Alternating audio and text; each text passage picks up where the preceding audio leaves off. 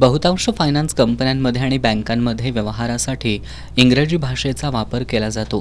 त्यामुळे नागरिकांना बँकेत व्यवहार करताना अडचणी येतात. कर्ज प्रकरणातही नियम आणि अटी इंग्रजीत असल्यानं कर्जदाराला यातील माहिती समजत नाही. त्यामुळं बँका आणि फायनान्स कंपन्यांचे फलक आणि त्यांचे व्यवहार मराठीतून करण्यात यावेत, यासाठी मनसेच्या वतीनं राज्यभर आंदोलन हाती घेण्यात आलंय. त्यानुसार आज कोल्हापुरात मनसेच्या पदाधिकाऱ्यांनी असेंब्ली रोडवरील IDBI बँकेच्या दारात आंदोलन केलं. यावेळी पदाधिकाऱ्यांनी जोरदार घोषणाबाजी केली.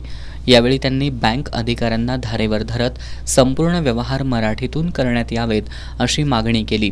येत्या आठवडाभरात याबाबत कार्यवाही झाली नाही तर तीव्र आंदोलन करण्याचा इशारा जिल्हाध्यक्ष राजू दिंडोरले यांनी दिलाय. 8 ते 10 दिवसापूर्वी आम्ही सर्व बँका आणि फायनान्सना मराठीत व्यवहार करण्यासाठी आणि मराठीत सर्व व्यवहार ठेवण्यासाठी निवेदन दिलं होतं.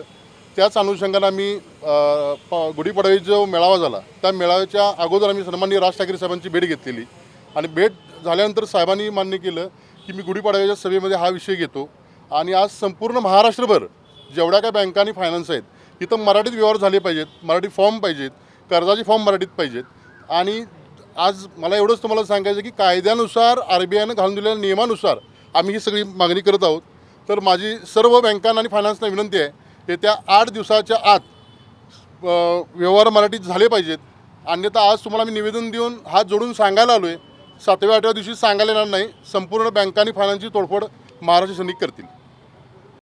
आंदोलनात मनसेचे कार्यकर्ते मोठ्या संख्येनं सहभागी झाले होते.